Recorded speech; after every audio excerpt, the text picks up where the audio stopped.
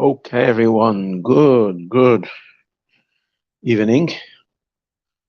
Glad to be back on the grid.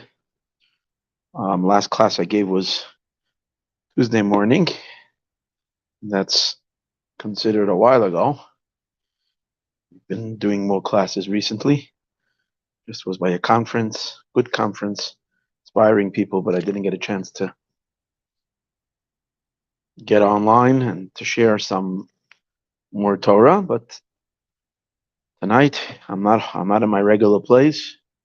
But Bezrat Hashem, we're going to teach from where I am. Okay. So this is Key to Redemption, episode number 6, class number 2. If you didn't listen to class number 1, I highly recommend it because episode 6, class number 1, is an awesome class. And it leads into the even more awesome class that we're going to be doing now.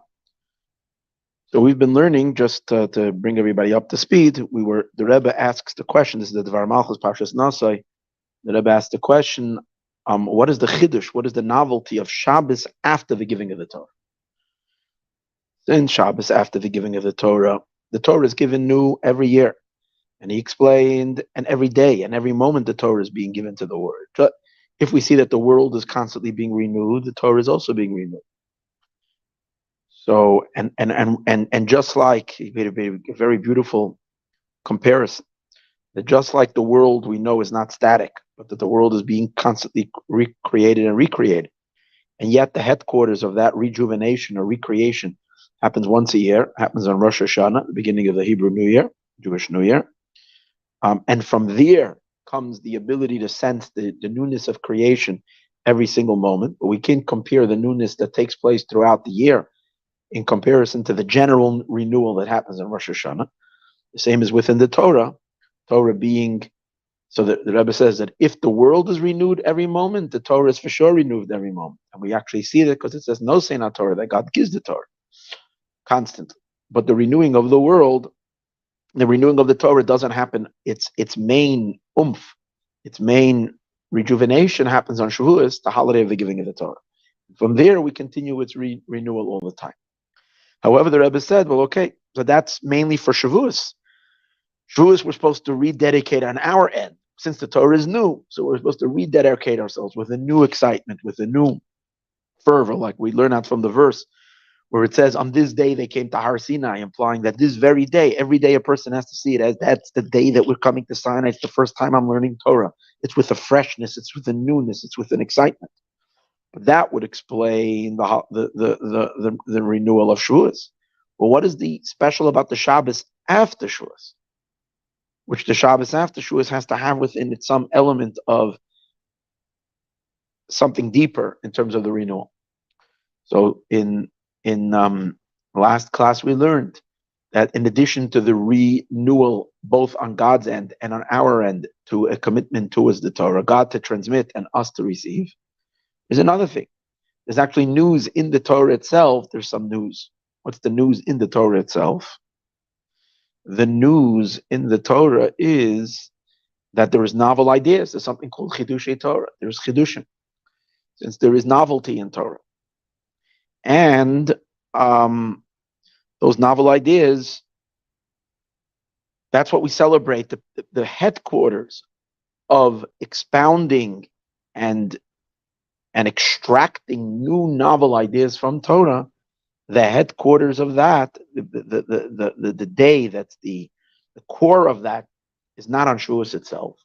Shavuos is God giving us the Torah, but our ability to extract and to come up with novel ideas of Torah, which we know are all part of Torah, as the sages say, that when any student who is called a Talmud Vasik, which means someone who is studying Torah in the correct manner, so that student, whenever he brings forth a novel idea of Torah, it was given already by Moshe at Sinai. So God really said that back then. The student is revealing it. So we see from there how precious it is to come up with new ideas. However, we explained in last class that all the novel ideas that students extract, which we say God already had given, God didn't give actually every single statement to Moshe, every single Torah thought that was ever discovered throughout all the ages. That never happened. God gave Moshe the guiding principles. And then Moshe extrapolated the ideas. Not Moshe. Moshe began, and then the Jewish people coming after him, all the sages, and everybody studies Torah and comes up with a novel idea. It's all part of that. As long as you're basing it on the methods that God gave to Moshe, you're consistent to it. And we merit that we're actually revealing God's inner thought and one of his interpretations of the Torah. And that's the way it is. Now, as much as we can reveal novel thoughts in Torah, the Rebbe says the real ultimate revelation of the deeper meanings of Torah, of the secrets of the Torah, the novel ideas of Torah are going to be revealed when Mashiach comes. Because that's when the verse says, that God is going to reveal new Torah. What does that mean? We've been squeezing the lemon for a long time, and we've gotten a whole lot of juice. But as much as we've juiced the Torah, after we finish juicing it, God will take that Torah, and God will give a squirt. And when God squeezes, what will come out is it will be so novel and so rich and so incredible. As we learned last week, or Tuesday, I'm sorry, that all the Torah that we've studied till now is considered nothing. The sages say it's considered like silliness, like silly insights, in compared to what Mashiach is going to reveal. God will reveal it to Mashiach. Mashiach is going to bring us that new Torah, that new depth. And that's the real Chiddush. So although it was already given at Sinai, but it's given in a way that it's all there inside the fruit. But to extract it, to appreciate, to study it, to reveal it, there is thousands of years when we plummet the depth of the Torah and bring out its deeper meaning. But this is all an introduction and nothing. And when God will sit down and he will teach us, he will extract. Now, the Rebbe continued something really magnificent. That since the Torah is the blueprint of the world, so as we discover new insights in Torah, we start discovering depth in the world as well. In other words, the revealing, the extracting, the juicing of the Torah also brings us to the juicing of the world. And we start revealing and start seeing the more wonders in creation. The Rebbe is primarily talking about the wonders of godly revelation. That when we look at the world, we're not just seeing the world, we're beginning to see the divine within the world. But as I told you last week, this includes also all the novel, amazing, incredible innovations and teachings and discoveries of science. In other words, the fact that we're able to unlock the secrets of nature, its incredible power, and what the powers of and we're able to unlock that comes because we're unlocking the blueprint. The more we unlock the blueprint, the more novelty we create within the Torah, the more novel the scientific discoveries become. The greater the breakthroughs. It's wild. And that's why we said that as great as all the innovation that we have till now in the world, in science, once we are going to see Mashiach is going to appear before us.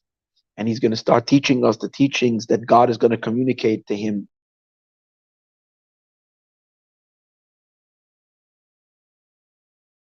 Like break open on a way that we will be stunned by its infinite brilliance and infinite light. Together with that will come enormous advances in the sciences and in the powers that there is in creation. We will unlock the creation in ways that everything that we've had till now will be considered nothing. Now, we are now at the cusp of such incredible advances in science. Now, it's interesting. The Rebbe really began to unplug this new Torah on the Shavuos. That's what's so wild over here. These talks that the Rebbe is giving is discussing the new Torah that no one ever discussed this before. And the Rebbe is discussing and explaining to us what this means. And that's because he's beginning to unplug during those years when the Rebbe said we're already at the threshold of redemption. The Rebbe himself starts revealing that new Torah that Mashiach is going to reveal. That's why simultaneously at the time that the Rebbe revealed all these teachings in 1991, that's when the internet exploded. That's when it rolled out. It was kind of At the same started 1990, 1991. Look it up. That's when the World Wide Web rolled out, and it changed the way we transmit information, the way we perceive, it changed everything. It was the ultimate game changer. And now, with the as I mentioned, we're with the unleashing of AI, artificial intelligence, we're bound to experience greater leaps, one that we can't even imagine where this is going to go. Right? As we know, the great minds are very scared, don't know how far this can go. We have to realize that all of this is related to the enormous godly advances of Torah that is about to be revealed. As I mentioned to you last time, it's already very foreseeable. It's very close. We're talking about no more 30 years, 20 years. We're talking about already within a decade or so. And it's possible that AI will take over all the jobs of human beings in terms of running the entire system, the entire world. What's going to be left for humans? Humans are going to be left with what God has created our minds for, to get to know Him. And that's going to be the new revelation coming to us from God through Mashiach Tzidkenu. It's wild. This is wild. Okay. So now, and that's, the Rebbe says, will also, from the new revelation of Torah will come the revelation of the powers of the sciences that is within the world, and the godly lights that are buried in the world are going to reveal themselves. And that's the meaning when it says, God says, Hashamayim achadashim, there's new heavens. It's a verse where in Isaiah, in Yeshaya 66, verse 22, it speaks about the new heavens and the new earth that I am making. The new heavens and the earth that God is making is referring to a world that we won't recognize. It's our world, but it's going to be a whole new world where we will see, when we will look up to the sky, when we look at the earth, our naked eye will be able to perceive and see how God is the one that's making it. And soon we're going to see the depth of it, that the essence of God is involved over here, not just his projected energies. Okay. And this is a direct derivative of the deeper truths of Torah that are going to come out. So now we go to chapter number 5. So the Rebbe says, and to understand this better, our sages say that by unplugging the Torah, we unplug the world as well, the wisdom of creation as well. So the sages say, this is in Tractate Megillah, Tractate on page 14, on the first side of the page. It says that when a person repeats something in the name, the sages say, if someone repeats something in the name of the original, of the one who stated it, when we, let's say, give over a Torah thought, and we give credit to the person whose this thought was their novel thought, we don't try to keep that teaching for ourselves, make believe as if we were the ones who innovated, like plagiarism or that kind of thing, but we give credit to the person that it really said it, then we bring redemption to the world. And we derive this from the story in the Megillah Esther. It says that Esther was notified by Mordechai that there is an assassination attempt on the king's life. So Esther reported it right away to the CIA in Persia, whoever that was, and they did what they did. They hung up these two perpetrators, those who were plotting against the king. But when Esther reported it, she didn't say that she found out on her own. She credited Mordechai. Mordechai was the one who told her. She said, he told me, and so on. I'm passing on the information. It brought redemption to the world, because later we know that this piece of information was what later turned the tables on Haman and brought about the miracle of Purim. So here the sages learn out it's important always to give credit to the one that has brought that information in Torah, to always give credit to the one who taught it.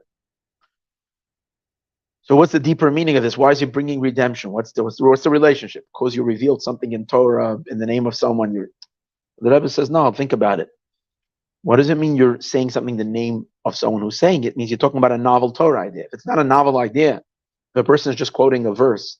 And the verse, then why do you have to say it in his name? The verse was there before this person. So if we are crediting a person, it means this is a novel Torah idea. So the moment we are bringing forth novel Torah ideas to the world, that itself is bringing redemption to the world. Why is a new insight in Torah, a chiddush, a novel idea of Torah? Why does this bring redemption to the world? Is because you've just brought redemption to the Torah. The Rebbe is following the same logic he spoke before. The Torah is the inner blueprint of creation. So everything that we affect in Torah inevitably is going to affect downstream as well. Eventually, it's going to show up in the world. So when we unplug the Torah, we unplug the world as well, and that's called redemption. Why is it called redemption? Because as long as the hidden wisdom is not revealed, means that it's suppressed. And even deeper than that, it means that it is an exile. There are certain things that are covering up on it. Just like the Jewish people are in exile, the Torah is also in exile. It's covered, it's concealed, it's obscured. When we study Torah diligently, and we merit to crack open a secret that was not revealed before, so this spark of divine wisdom, this little piece of divine wisdom, that until now was obscured and hidden, and no one was able to see it, and now you've revealed it, you've unearthed it, brought it out in a revealed way, and now everybody can read it and study it and be inspired by it and be enlightened by it, whatever it is. So when you've done that, you've redeemed a part of the Torah that was till now in exile, was now redeemed. So once you're doing that in the Torah, the same occurrence happens in the world. That's why you bring redemption to the world, because the Torah is the blueprint of the world. So things that are blocked, we know there are sparks of holiness in creation, the godly energy of creation that have been blocked and obscured, and we reveal them. And that's what Mashiach is all about. Revelation of all the godly sparks that have been in the world and suddenly coming to the surface and revealing the true content of all of existence, that was divine energy. But all that needs to be revealed. How is that revealed? It's revealed when we reveal in Torah, we have impact on the world. It's an awesome idea. When that's the greatness of Torah scholars. They're constantly innovating. And they're the power that brings innovation and a revelation to these phenomenal ideas that are in exile. Like imagine all the cures that there is. The cure to cancer is in existence. It's just hidden. It's in exile. It wants to share. It wants to come out. It wants to bring redemption. And I'm sure the resolving of so many other issues. They're all these potentials. They're all there. Methods in which we can help humanity. We can bring so much goodness to the world, peace and harmony to the world peace. And who knows what? All these things are really there. It just needs to be tapped. It needs to be revealed. And how do we reveal them? By revealing and extracting deeper dimensions in Torah. This is what causes the deeper dimensions within the world. It's other people. Here you have a great rabbi, who's a great scholar, and he's giving a novel idea in Torah. But because he revealed this concept in Torah, in a lab somewhere, in the middle of wherever this is, in Europe or in some college campus or some other whatever in Silicon Valley or wherever it is, University of Tel Aviv, like where I was there, met some scientists I spoke to you about a while ago. So they come up with novel ideas, but what's really unplugging this information is the rabbis who are studying Torah and unplugging the Torah, because the Torah is the innermost of the world. So that's why it's called bringing redemption, because you're revealing these things. However, the Rebbe says, well, watch this. You got to fasten your seatbelts. The Rebbe says, wait, hold it. The story that we learned this from is from the story of Esther and Mordechai, as we mentioned earlier. So the Rebbe says, pay close attention. What kind of redemption did we bring to the world? When Purim happened, when Esther said it in the name of Mordechai, what kind of redemption? It wasn't a global redemption. It wasn't even it was a temporary redemption, because it brought us the miracle of Purim. But Purim didn't take us out of exile. The Jewish people remained under the authority, and even they remained in Persia. They weren't yet free to go to the land of Israel. That only happened like 2 years later. It was even after the miracle of Purim. One of the reasons the sages say we don't say Hallel on Purim is because we were not freed and didn't get autonomous our own power, we were still under the authority of the Persian kings, actually still in Persia. So the exile still continued. Within the exile, instead of the anti-Semitic persecution that was going on, and instead of Jews being trampled on, instead the Jewish people were elevated and respected and recognized. And as we say in the Megillah, the Nahapachu was all transformed. Yehuda Ma'isa to the Jewish people, it was light and joy and so on and so forth. So, but it was what we call a mini redemption. Within an exile, it was a redemption, but it wasn't a complete redemption. So from there we can learn out. And when we bring redemption to the world through expounding and revealing and giving novel ideas in Torah, what kind of redemptions are we bringing? Little pieces of godliness we reveal. Within the world, we cause little pieces of divine potential to come out. Because why? Because in the Torah, we haven't unplugged all the secrets of the Torah.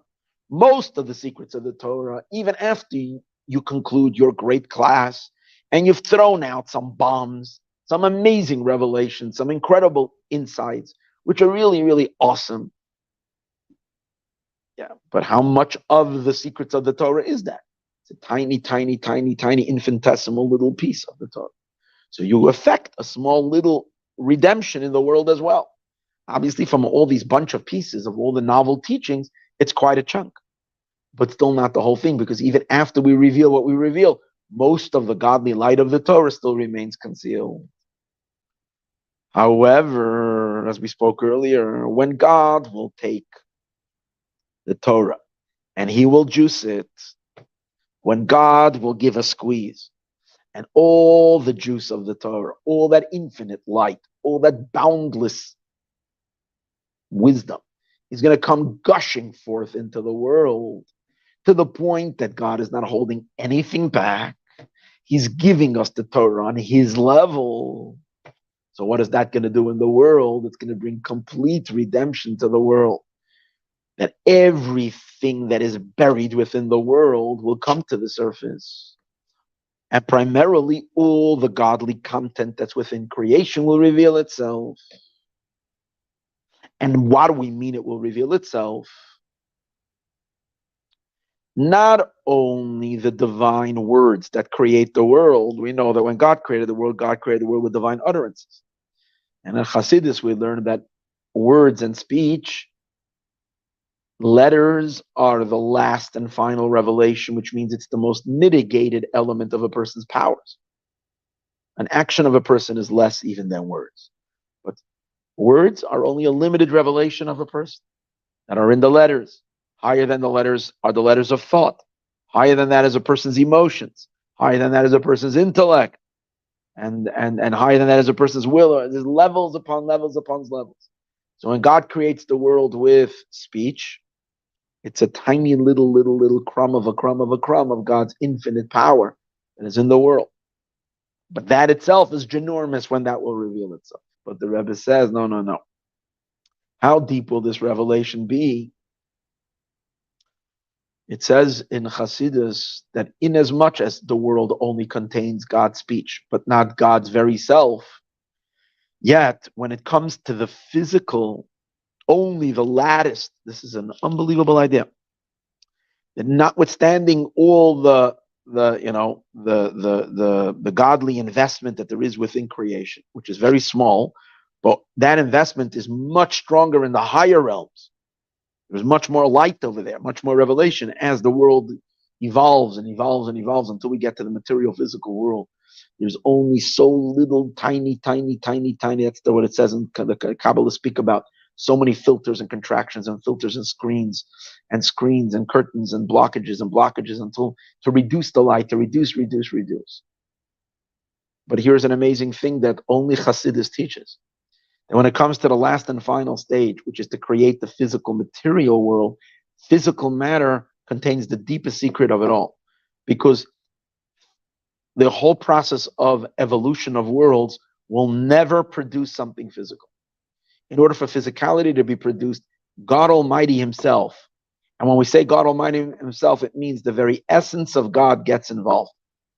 not just the projections, deeper than not even the infinite projections, but only the essence of God. Why? Because what's the mystique of the physical? The mysterious element of the physical is that physicality exists without a source. Everything in the world has a source, because it must have a source, because it comes from somewhere. Physicality gives off a feeling as if it exists without any source. It just is. How does that happen? Where's that magic coming from? The answer is there is one being, and that is the root, the essence of essence, who is with absolute existence, doesn't come from anything. Only he exists without a source. So therefore, he's the only one who can produce a reality that appears to be without a source, and that is the physical. Now that element has always been hidden from the world. The real being of beings that is hiding in the physical. But when God is going to reveal the essence of the Torah and squeeze out the deepest essential secrets of the Torah, pour everything that was hidden in the Torah out. In other words, when God is going to spill the beans, so he's going to spill, and since the Torah is the blueprint of creation, so all this influx of revelation in Torah is going to bring about the influx of revelation in creation, all the way to the deepest secrets of his all, that the essence of God will be revealed in the physical world.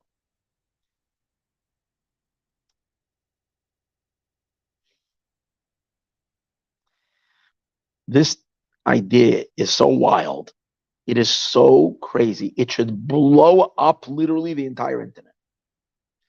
And if it's not blowing up the entire internet, this idea that we're teaching right now, it's simply because we have no appreciation of what we're talking about, in the sense to realize what this really means. But the idea over here is that nothing will hide anymore. Everything will be out into the open. Based on that, so this is all, let's go back, because I want to connect this. So you have to realize there's a common thread running through all these talks. We go back to speak that, remember we said that the whole purpose of exile, redemption is not a new reality. Redemption is just exposing the deeper truths of exile. The reality that we live in right now, the redemption is just a shift of consciousness, a shift of awareness. It's not, we don't have to go anywhere else. We don't have to have a different kind of world. We just have to see it differently, and we're in a state of redemption. So we spoke, that's revealing the Aleph. And that takes the word exile and turns it into redemption in Hebrew, from Gola, from exile, to Geula, to redemption, revealing the Aleph. But if you remember, the Rebbe learned that the Aleph itself is triple layer. There is the Aleph, which means the chief of the world. There's the Malchut level, the kingship level. That's the letters. That needs to be revealed. Higher than that, there is Chachma Bina, wisdom, that comes through the revelation of Torah that we have today, where we uncover and reveal in the world even a higher elements. And eventually, we reveal the word Aleph, the highest level of the Aleph, which spells the word Pele. Pele means the wonders, and that's only going to be revealed when Mashiach comes, the ultimate revelation. The Aleph, the highest level of Aleph.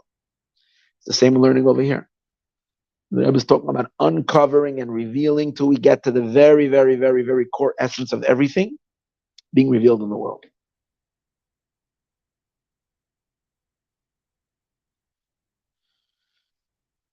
Now, such a revelation only God can do. Only God can do it. That's why he will reveal it in Torah, and through the revelation of Torah, he will reveal it in this world.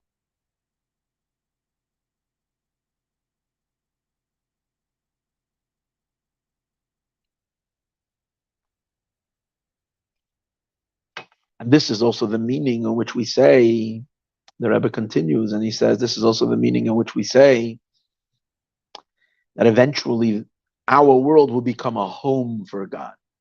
The intention of creation was, Nesava Kadosh Baruch Hu, God had a desire. Just like Dira, God wanted to have a home in the lower worlds.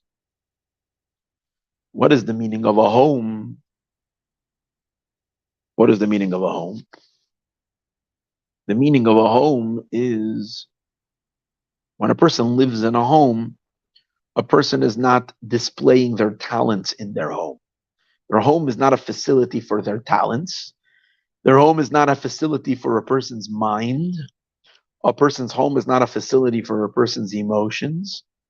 Although all these things happen in a person's house, a person can study and learn and develop their intelligence, and they can develop their emotion. But the main idea of a home is that's where you are in all of your entirety. You're there completely. The truth is, when you go places and when you visit certain places where you have to put up a certain show, a certain image, then actually, even though you're going there, you are not there. You yourself are locked up because you're not comfortable there. What are you projecting? You're projecting a certain personality that you want people to see. So you're showing a certain side of yourself, and that's not allowing the true self to fully be comfortable there. That's why we're never really that comfortable when we're not home. When we come home in our own space, we can relax, we can come, because there we can just be. We're not seeking to impress anybody. We're not trying to project any projections. Here I can just be my very self. And that's when we say that God wants to have a home, because the point of a home is that over here in this physical world, not in the spiritual world, God's essence will be revealed. In the new heavens and the new earth that God's very self. So much so that the Rebbe says, that we say that a person in their own home, there is no need to adapt. There's no need to camouflage. There's no need to project yourself, so much so that you don't even need clothing. In a person's own home, a person can even be without clothing, which means you can be your true self without having to. Usually clothing is what does the clothing do? It causes you to be able to present yourself to the outside. So when we say when Mashiach will come, God will not hide behind any clothing. God will be totally himself. There's a verse that says, your master, which is God, will not hide anymore in a garment. That's how powerful this is going to be. And how will it come about? Through the crazy innovation of Torah, that God will unplug the Torah. So once we understand this, in chapter 8,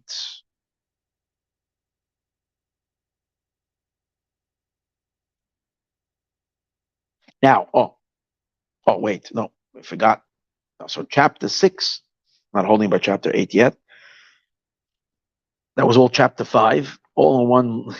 Chapter 6, the Rebbe says like this. Watch this. We learned already earlier in the discourse that, in the talk, we learned that when God gave the Torah, it brought tremendous stability to the world. Initially, the world was very tense. Primarily, we learned it in last week's class, in episode number 5. We learned how tense the world was. There was no rest. There was no tranquility. When God gave the Torah, the world relaxed.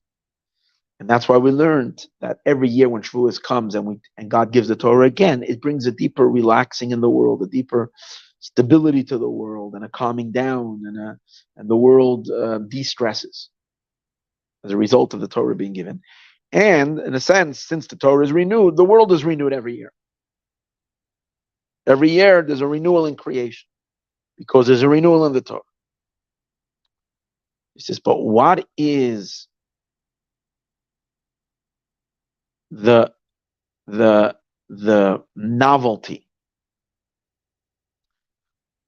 of the renewal of the world that's going to happen at the time of Mashiach? In which we say by the time of Mashiach, it's going to be a new heaven and a new earth. There's constantly a new world. God is constantly renewing. What does it mean, a new heaven and a new earth? He says this is based on what we just said earlier. We will appreciate that. We will understand why. Because at the time of the giving of the Torah, before the Torah was given, the Torah was completely in exile, obscured, hidden, completely blocked. When God gave the Torah, he revealed the Torah. As a result of him revealing the Torah, it caused a revelation, a godly revelation in the world, which helped stabilize, right? But we learned earlier, from the revelation of Torah comes the revelation in the world. But since by the giving of the 10 Commandments at Sinai, even though God downloaded everything, but that's on his end. At our end, what was received to us, which means what revealed itself in the world, what was then accessible, what did we see? Only a very, very, very shallow external level of the Torah was revealed. Most of the Torah remained in its concealed state. Just like we said earlier, that when a person adds a novel teaching in Torah, it's a little piece that has just been revealed. On a way, way, way greater scale, when God gave the Torah, He also revealed a much larger piece, a much larger chunk, but it's still considered a little piece.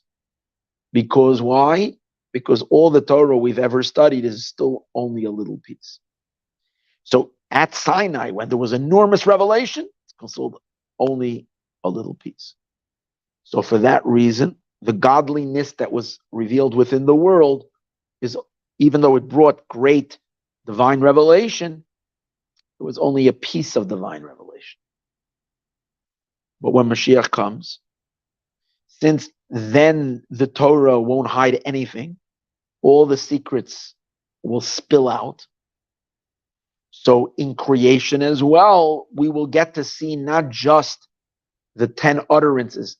The Rebbe says, through the 10 commandments, you get to experience the 10 utterances. Well, the 10 utterances is not the essence of the divinity that's within creation, as we spoke earlier. It's the more individualized divine energy that matches each creature and each being for what it is. But the truer power of the essence of God that creates the essence of physicality, as we spoke earlier, was never revealed. And the Rebbe puts in the footnote that it's possible that it's he's questioning it, but it's possible that even at the moment when the Torah was actually given, which it describes that God opened up the heavens and the earth, and we can see God speaking from all sides, from 6 directions, and we can see everything. We see God as the only reality. The Rebbe says it's very probable to say that we saw the divinity, but we didn't see God's very, very, very self. In the sense that the koyach ha'atzmos, as he calls it, the power of the essence that is within the physical, it's very possible to say that element of creation was not revealed. Of the divine that's within creation was never revealed. That is waiting for Hashem to juice the Torah. And only then will that be able to be revealed. Will that be revealed in the world?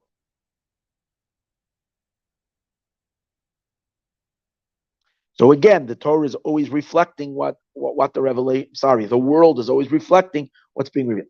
When God gives us the Torah and only a tiny sliver of the Torah is revealed, so the godliness in the world is also a sliver.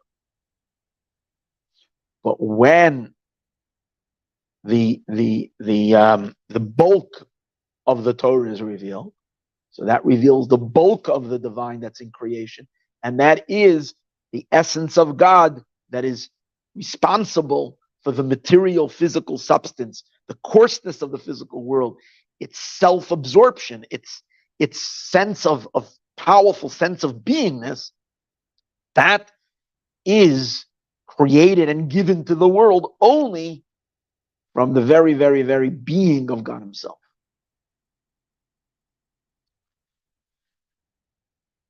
Now, how do we see that by the giving of the Torah, notwithstanding the fact that there was awesome revelation, it was not the ultimate revelation of the divine? The Rebbe says we can see it from the fact that even though we know that after the Torah was given, we have an enormous power to be able to reveal godliness in the world. Before the Torah was given, the material remained inherently cut off from anything godly. The material world was locked into being mundane. It was impossible to sanctify a physical object. This was impossible. Why? Because godly revelation, God set that godly revelation should only be in heaven. On earth, it should be dark. That's the way God said it. By the giving of the Torah, it says God broke the barrier and He allowed trespassing. that the lower creatures are able to ascend upwards, and we can become more refined and elevated, and the spiritual and the godly realms should be able to descend downward. What the Rebbe says, as long as we're still talking, even after all of that, we're still talking about up and down, we still sense that heaven is holier than earth. Even if we're doing a mitzvah, we're feeling that earth is getting a little close to heaven, but heaven is still holier. As long as there's still a sense that there is something there in a heaven, meaning something there in the spiritual that's not on the material, that there is a closeness to God in the upper realms, that in a sense that the soul is holier than the body. Yes, the fact that a soul can sanctify the body is great, but after everything is said and done, the soul is still holier than the body, even when the body is holy. That whole mindset is due to the fact that even when we're revealing godliness, we're not revealing God's essence. We are revealing, through Torah and mitzvahs, we're revealing his projected lights. And the nature of light is that it shines higher and it doesn't shine lower. Even when it's so, we brighten up the light so strong that even it can come down even lower, its light is lesser down here than it is up there. So heaven is always holier than earth. But once we roll in a whole new reality, once we unplug the ultimate truth that God is and there's none but him, and the very ism of the physical material, the very bruteness of it, the very solidness of the physical world is really in truth just an expression and a revelation of the solidness of God's existence, and that's its reality. So in which sense is anybody looking up to heaven? Heaven isn't any more what? Heaven is all about over there, you sense more God. You sense you come from somewhere more. The higher you go in heaven, the sense you come from somewhere. Guess what? Heaven will never appreciate. It can sense it comes from somewhere, from the divine energies, from the various divine energies, but it will never sense the ultimate truth of God because it doesn't know what it means to be a being that has no source. But the physical world gets to know God for how God really feels to himself. And that only the physical can feel that. So the physical is, in a sense, suddenly it's an upside down world. Suddenly the physical is so much holier than heaven. The body is holier than the soul. And that is only when we tap the essence. And we can only tap the essence in the world when God will unplug the Torah from its essence.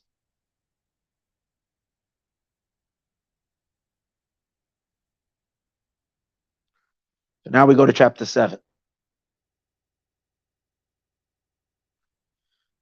Based on all of this, we can understand what is so great about this coming Shabbos. The Shabbos after the giving of the Torah. Why is this Shabbos greater than the giving of the Torah itself? So he says like this. Because by the giving on Shavuos itself, last week, which was the holiday of Shavuos, every year we come to the holiday, things are reenacted. In the literal sense, not only we are commemorating, it's really happening. What happens on the day the Torah is given? God is downloading the Torah to us. He's giving us the Torah. And that's what we commemorate every Shavuos. So it's new because we're getting the Torah again. But what are we celebrating the Shabbos after Shavuos? Not so much that God is giving the Torah, but that the exploration of the Torah. Once God gives us a closed book, we open the book and start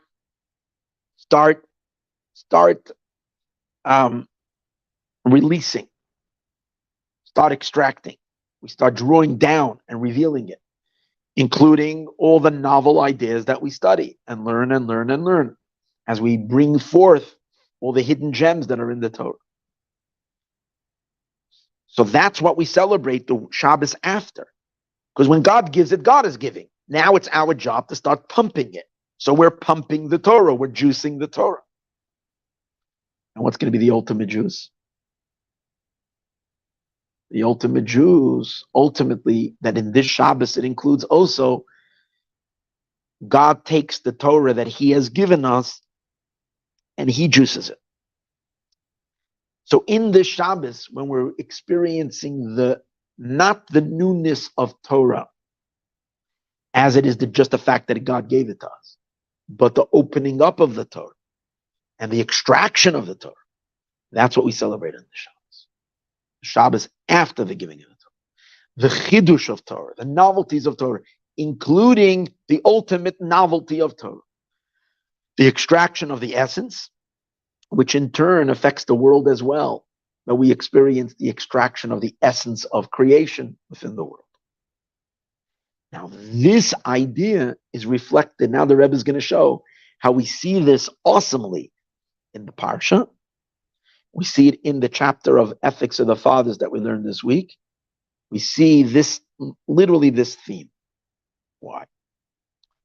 What's the beginning of this week's Torah portion? It's about a census that we discussed to count the Levites. But how does the Torah introduce counting the Levites?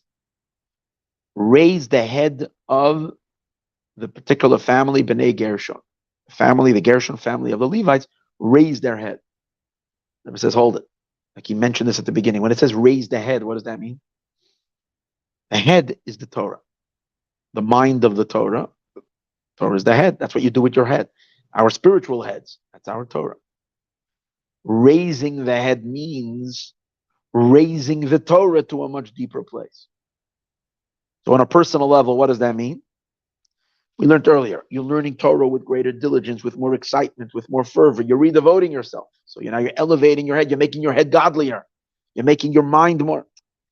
But that's all within a certain range. All within the context of Torah. You're learning more. You're expanding more. Fine. Raising the head means taking the head to a level beyond the head. What does that mean? As great as a person's intellect is, the higher power above the intellect is the power of will. And we know will comes from the encompassing soul, from the super soul. It's bigger than the person's intelligence.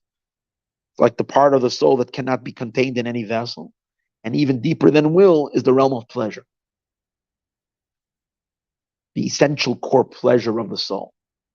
When we say raising your head means raise your head into your level of pleasure. That your mind should experience not just the intellect, but it should enter into the deepest pleasure of the soul. And what does that mean? It means learning Torah on a level of such delight and pleasure. It's a very delightful study. The mind is now, and we know when we study something and we experience the pleasure of it, it causes incredible mind expansion.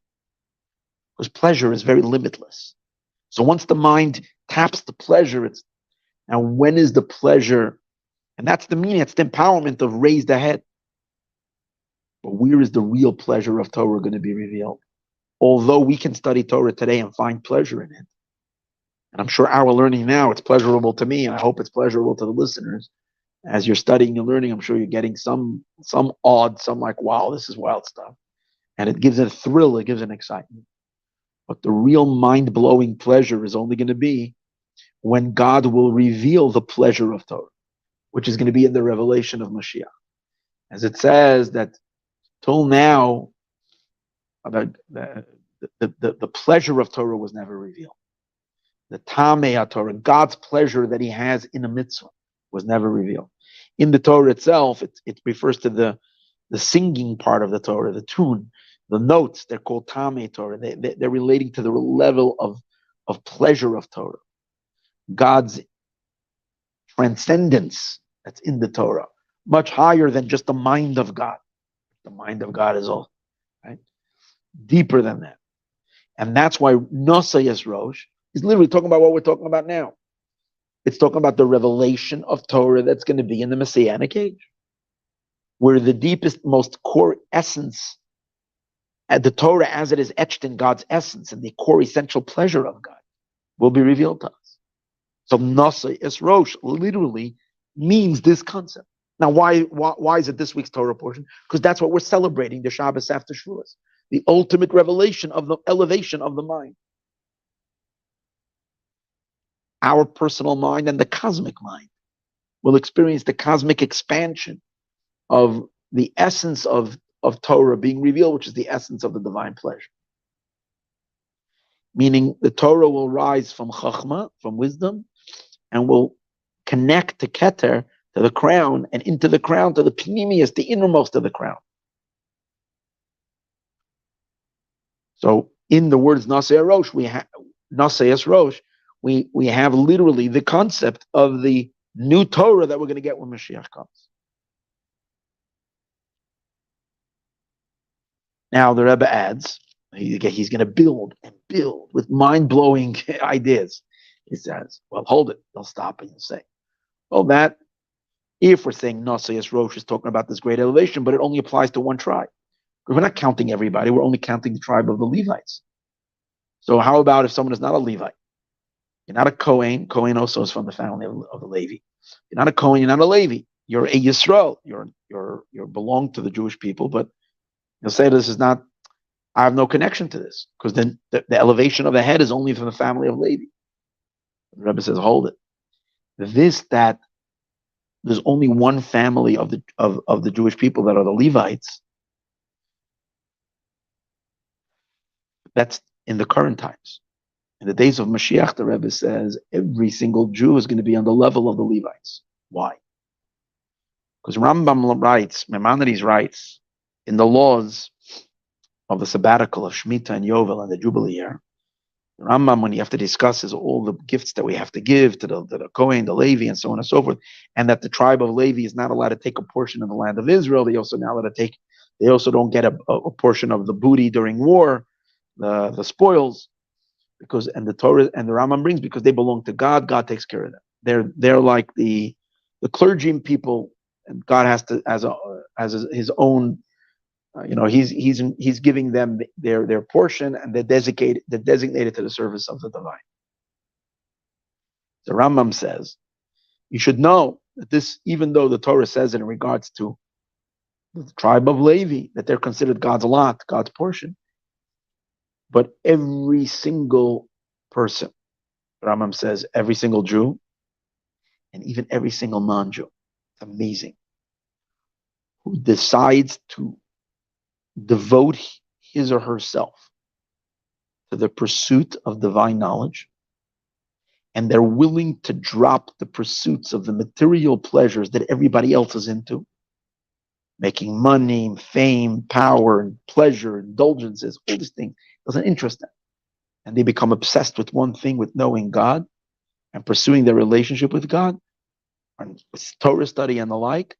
Rambam says this person becomes sanctified as the Holy of Holies, and they have attained the level of the tribe of the Levites, and they're also called that God is their lot. And God deals with them with special, particularized, much more than anybody else, divine providence. It's incredible. That's what Maimonides says. Okay, quite a feat. Who can live up to that? Comes the Rebbe, and the Rebbe says, but hold it. In the days of Mashiach, when God will remove all of our need, as we discussed earlier, with technology is going to take over all the stuff that we do, everything. And we're not going to have to do anything. We're going to have freed up minds. And God will be revealed, so we'll all be excited to know him. And we will become enthused and impassioned and driven with an infinite zest and a zeal to know God, so much so that the Rambam says that the entire world will be devoted just to knowing God. Definitely the Jewish people, where the Rambam says that in those days Israel will be great scholars. He says, no, on that state, everybody qualifies.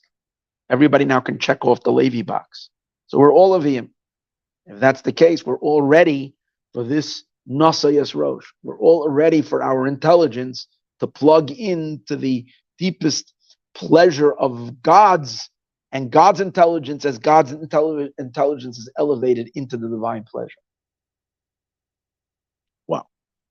Now you might say, wow, so this applies to everybody. So the Rebbe took it out from just a selected small group And he brought this to the entire world. The Rebbe is knocking on the door of every single human being. He says, hey, this is available today. You can be from the tribe of the Levites. Take this further and say, okay, what are we talking about in a few hundred years? Who knows when? The Rebbe says, no. Let's take a look. Let's take a look further in the Torah portion. In Parshas Naso, it speaks about the laws of the Nazarite, of the Nazir. The Nazir is a person who takes upon himself a vow that he's going to live in abstinence, in a state of removal from the material pleasures of the world, drinking wine, becoming, taking a haircut, having any connection to any type of defilement. They have to live a more aesthetic life. Fine. So, but there is a law regarding the Nazir. What's the law? That if someone takes upon himself a vow to be a Nazir, but he says, I don't want to do it today. I want to do it the day that the son of David arrives. When Mashiach comes, I don't want to get caught with my pants down. Meaning, I don't want to be caught as a indulgent materialist when Mashiach comes. I'm going to be very uncomfortable. So I am taking upon myself to be a Nazarite, which means someone who devotes himself more towards spiritual matters. But I want to do that on the day that Mashiach comes, the day that the son of David arrives. So you know what the law is? The law is that this person may never drink wine from that moment on, because Mashiach can come today. Every day we say, today's Mashiach comes out.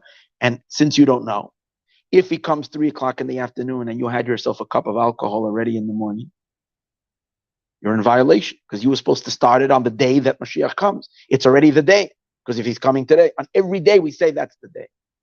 So what do we see from here?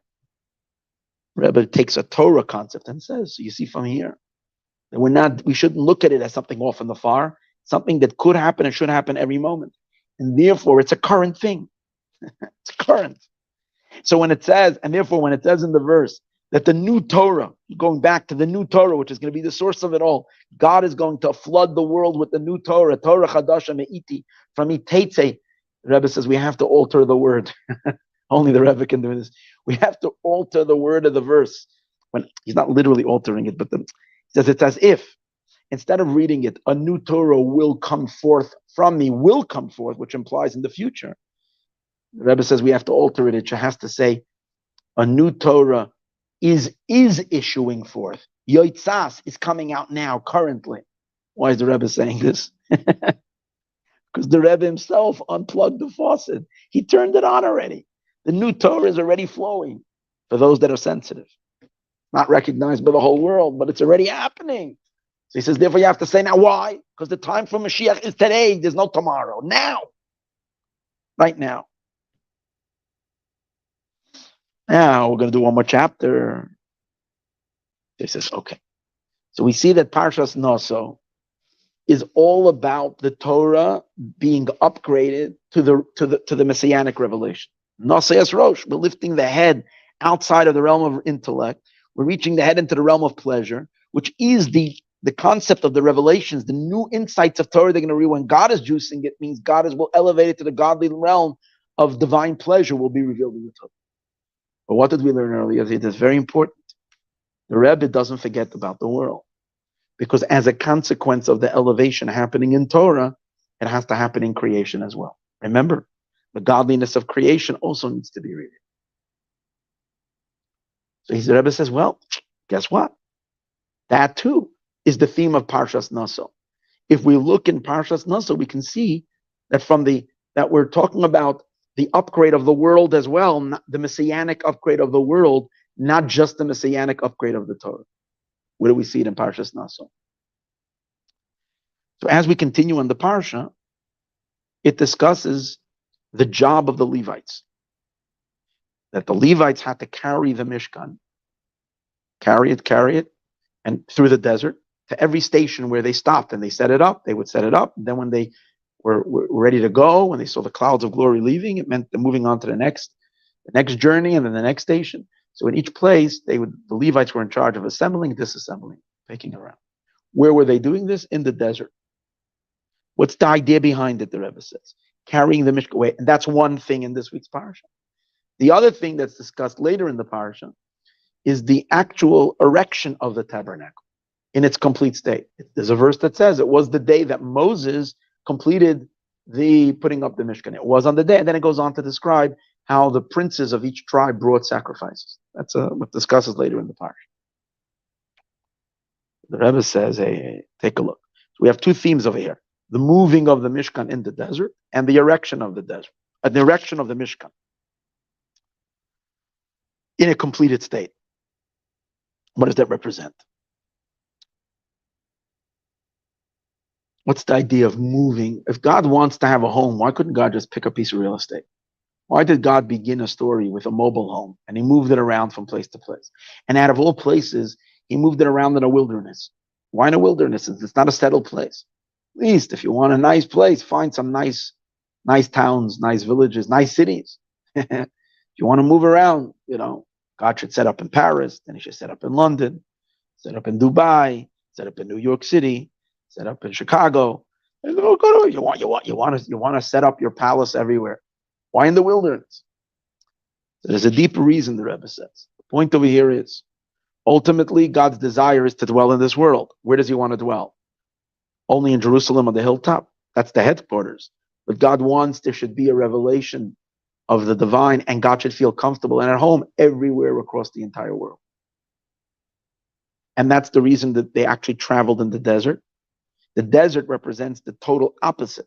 The desert represents a place that is hostile to holiness and godliness. The desert is a place of poisonous snakes. It's a place where no one can live. It represents a very harsh environment, a place that's not suitable for the divine. But being that God is super ambitious, what does God want? Why does God choose the physical world? Because God wants the challenge. He wants to take what is the most unsuitable for him and make that his home. That's why the tabernacle went around in the desert from place to place, from place to place. And over there, in each place, it was erected, taken down, erected, taken down. So the concept of the Levites going around with the Mishkan is actually the idea of making this world the godly place, which is revealing the godliness that's in the world that we discussed earlier. As a result of unplugging the godliness of the Torah, we change and transform the world. And that is reflected in two ideas. Number one, the setting up of the Mishkan means the final completion of the job that we've been given to. That the world, the physical world, becomes a place where God can reveal himself. The carrying of that through the desert, which is also a theme of the Parsha, represents that has to be done everywhere. And even in the most hostile of places. Now, when is that objective going to be reached? Number one, that everywhere will be holy. Number two, that it's not just going to be holy a little bit. It's going to be holy where it's going to be a home for God, which, as we discussed earlier, how powerful a home is. A home is where you can be even without your clothing, which represents God is going to remove all hidings, and he's going to just allow himself to fully reveal and permeate every. When is that going to be? It's only going to be in the time of Mashiach's days. Comes out that when Parshas Naso speaks about a theme of carrying it, the Rebbe says, you might not be looking at this. No one else reads it this way besides the Rebbe, who has these unbelievable eyes. The Rebbe says, well, this theme is Mashiach. Because that's Mashiach. When the farthest wilderness, which means technically I'm actually in Las Vegas now. I came here to speak for something. I in order to come to my hotel room, which I am right now, I have to walk through. I don't want to tell you. I mean, whatever. You walk through I generally don't hang out in casinos. I literally do, because they do it on purpose. They do it on purpose because you check in, and then they send you in a room and they make you walk through all the slot machines. You don't feel that this is necessarily a very holy place. And a place, and yet from the hotel on the strip, what are we doing over here? We're revealing the deepest secrets of the Torah. And this is the purpose of it all. The purpose is that in Vegas, God should be able to reveal himself. That's the purpose. That is the purpose. And when it will be so when Mashiach comes, through us studying Torah right now, tuning in, through that it will happen. The ultimate objective is that that should be revealed across the entire world. So the theme of having Mashiach, the theme of the revelation of the Torah, and then transporting that into the world and implementing that into creation, that's the theme of Parshas Naso. Now, the Rebbe throws in one more little zinger. He says, one of the things that you can do in the temple, only in the temple, is that you can pronounce God's name with its true pronunciation. The verse says, every place that you will mention my name, I will come and bless you. Sages learn out from there that you can't mention God's name in every place. Only in a certain place you can mention God's name. Now, we know we're allowed to say a bracha everywhere. Besides, you're not supposed to say it in a bathroom or a place that's not kosher. There's certain restrictions. Generally, you can say God's name everywhere, bless. The answer is we don't really say God's name. We're saying God's imitation name. We're saying his, not imitation, but nickname. We don't pronounce the four-letter name of God, the tetragrammaton, his true pronunciation. Where do we pronounce God's name? Only in the temple. And who pronounced it? The Kohanim. The priests, when they blessed the people, which is also in this week's Torah portion, which is about the Kohanim bless the Jewish people, they can mention God's name, explicit name. Now, why are they allowed to mention it there anywhere else and not anywhere else? The answer, when you're mentioning God's name, means because in that place you're calling him by what is revealed. Since he's revealed over there, you can call him by his name. Everywhere else, he's concealed, so you can't call him. What do you mean you're calling him? It's not seen. You're calling him, and then but he's not there. You're calling him as if he's there, but he's not there in a revealed way. So therefore, you're not allowed. Only the temple. However, that restriction is going to end in the Messianic age. We will be allowed to say Hashem's name everywhere across the world. Why? Because the entire planet is going to be sanctified with the holiness of the temple. Because the revelation of the essence of God, that's the essence of matter, is going to be revealed in all of matter, everywhere, even in Vegas. And we will be allowed to say God's name. We will be allowed to say God's name explicitly everywhere. Only going to be in the third temple. So this week's Torah portion, which speaks about the erection of the Mishkan, which the ultimate erection of the Mishkan means the third temple, which its holiness will not only be in its space, that will be the landing point, but from there it will diffuse into the entire world, across the entire globe, and everywhere will be holy. That itself is the theme of the Parsha, that the Levites today, and in a sense, the Jewish people throughout exile, doing mitzvahs everywhere, spreading all over to spread this holiness, so that when Mashiach will come, the lights will turn on everywhere. So this week's Torah portion contains within it this week's Torah portion contains within it the elevation of Torah and the impact on the world. So now we have still to learn quite a bit. We only finished chapter 9. I want to still learn chapter 10. 10 through chapter 15. So we will do that be'ezrat Hashem tomorrow. Be'ezrat Hashem. I'm going to keep these classes not much longer than an hour.